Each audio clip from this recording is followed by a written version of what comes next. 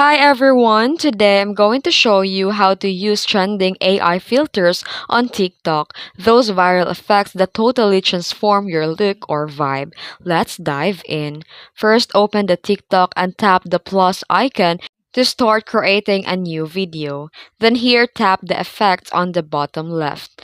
Head on the trending or AI category or use the search bar and type the keyword like AI filter, AI yearbook, or bold glamour, and more. Then here tap on the filter that you want to try and it will preview instantly. Align yourself in frame, press the record, and follow the prompts the filter that gives you. Then, after recording, you can still add a music, captions, or edit or text to customize it before posting. And that's how you use a trending AI filters on TikTok. Fun, fast, and eye-catching. If this video helped you, don't forget to like and subscribe for more tutorials. Thanks for watching!